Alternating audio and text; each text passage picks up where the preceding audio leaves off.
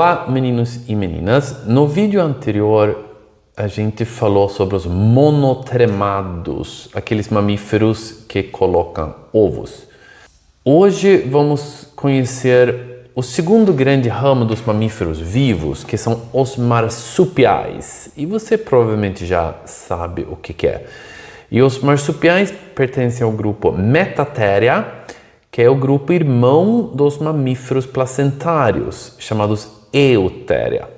Isso significa que marsupiais e placentários compartilham um ancestral comum e seguiram caminhos evolutivos diferentes por mais ou menos de 160 milhões de anos atrás, ainda durante a era dos dinossauros, lá no Jurássico. E como essa separação ocorreu depois da divergência dos monotremados, os marsupiais, então, são evolutivamente muito mais próximos dos mamíferos placentários do que dos monotremados. Por isso, marsupiais e placentários compartilham diversas características que não existem nos monotremados, como, por exemplo, então, o fato de ambos pertencerem ao grupo Theria. Então, os mamíferos que dão à luz a filhotes vivos. Eles dão à luz a filhotes vivos, eles não usam o ovo, eles não colocam ovo, né? Porque dentro do ovo, obviamente, o feto está vivo também, né? Mas outra característica importante dos marsupiais está na dentição. No vídeo anterior, eu comentei rapidamente sobre os molares tribosfênicos. Um dos grandes inovações evolutivas dos mamíferos. E os monotremados também apresentam uma condição tribosfênica, mas os marsupiais possuem os molares tribosfênicos típicos do grupo Theria, junto com os placentários. Então, os dentes dos marsupiais são relativamente fáceis de reconhecer se você treina um pouco, pois suas cúspides formam um padrão que lembra pequenas montanhas, permitindo então cortar e triturar o alimento com eficiência. Mas vou deixar para explicar como os dentes tribosfênicos funcionam e por que foram tão importantes para a evolução dos mamíferos nos próximos vídeos, quando a gente fala dos mamíferos placentários. Mas lembrando então que os marsupiais também têm esses molares tribosfênicos bastante tradicionais.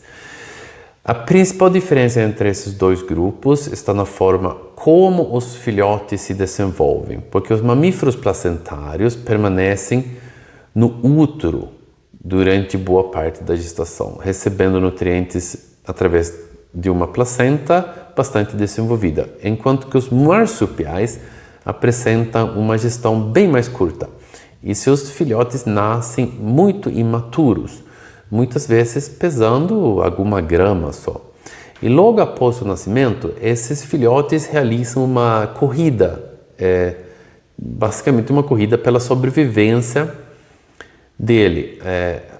Ainda cegos, sem pelos e com os membros posteriores praticamente não desenvolvidos, eles utilizam apenas os membros anteriores, boa parte das vezes, e o olfato para subir até o mamilo da mãe. E ali permanecem presos por semanas ou até meses, completando o seu desenvolvimento.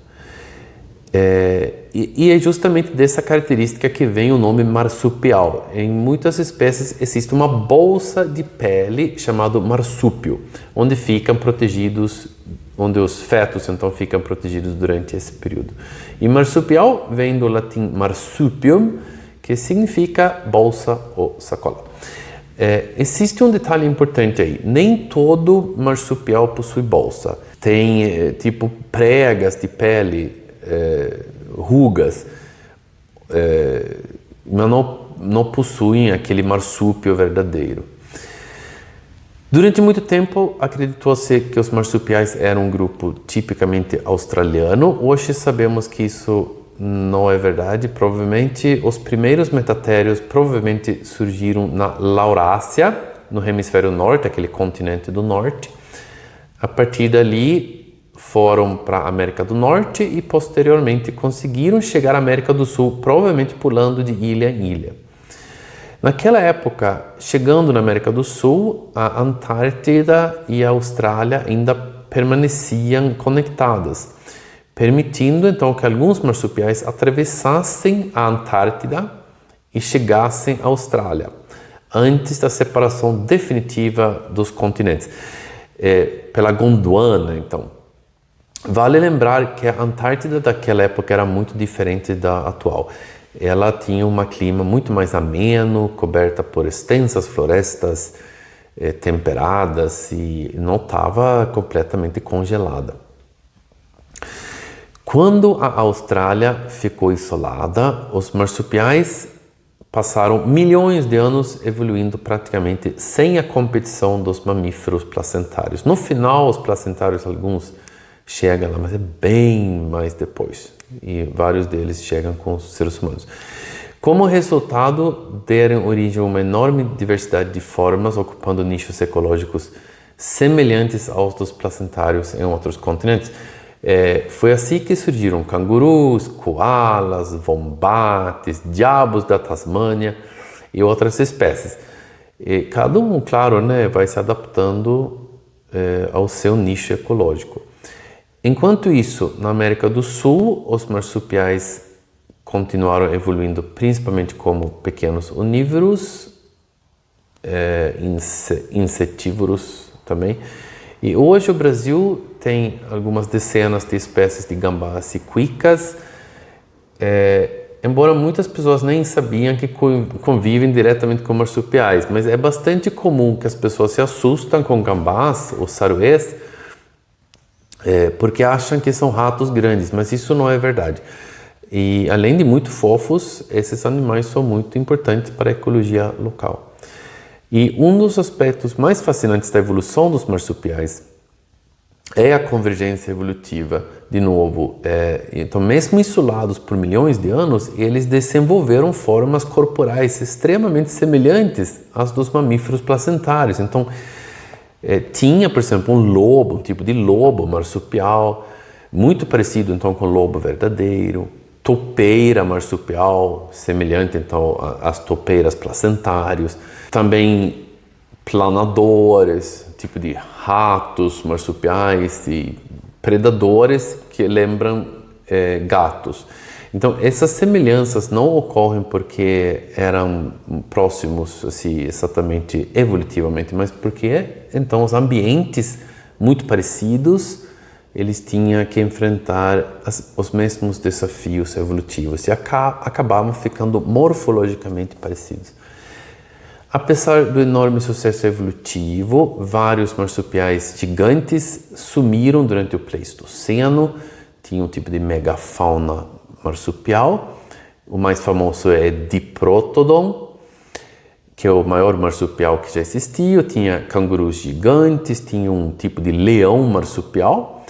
E o mais recentemente, no século XX, a humanidade então testemunhou a extinção do tilacino, conhecido como lobo da Tasmânia, coisa mais fofa, mas o último indivíduo então conhecido morreu dentro de um zoológico na própria Tasmânia em 1936. E ele tinha o nome Benjamin e acabou tornando-se um dos maiores símbolos das extinções causadas pelo ser humano. E hoje tem por volta de 330 espécies de marsupiais distribuídos, então, principalmente entre a Austrália, Nova Guiné e Américas. E, embora representam apenas uma pequena fração da diversidade dos mamíferos atuais, eles revelam uma estratégia reprodutiva única que evoluiu paralelamente aos mamíferos placentários durante mais de 100 milhões de anos e ainda está aqui hoje. E são muito fofos. E algumas características diferenciam os marsupiais dos mamíferos placentários. Uma das mais marcantes é a fórmula dentária.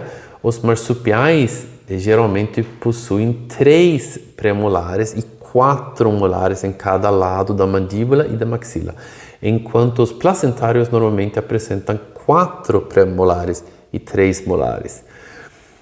Outra diferença importante está no número de incisivos, os dentes aqui na frente. Os marsupiais podem apresentar mais de 3, 4, por exemplo, incisivos em cada lado, chegando a 5 em algumas espécies na maxila, parte de cima. Já os mamíferos placentários nunca possuem mais de 3 incisivos por lado, que é uma característica que ajuda a distinguir os dois grandes grupos de mamíferos. E a dentição, vamos dizer, continuando na dentição, diferentemente dos mamíferos placentários, nos marsupiais, apenas o último premolar, o P3, de cada lado, é substituído durante o desenvolvimento. Os demais dentes permanentes surgem apenas uma vez e normalmente os mamíferos placentários trocam quase todos os dentes. E outra característica, se você trabalhar com ossos, é os marsupiais apresentam um ângulo característico na parte posterior da mandíbula, no ângulo inferior da mandíbula, ele é apontado para dentro, que é uma das principais características usadas para identificar fósseis do grupo. E nos placentários ele é bem mais reto e no marsupial ele aponta para dentro. Além de várias outras características que separam esses bichos. No vídeos finais de série a gente vai conhecer então o terceiro grande ramo dos mamíferos, que é os Eutheria, também chamados de mamíferos placentários, que é o grupo que hoje representa quase todas as espécies de mamíferos do planeta. E o ser humano é placentário. Se você gostou, comenta aqui embaixo. Se não gostou, comenta também. Se você é educado comigo, eu respondo. Tchau!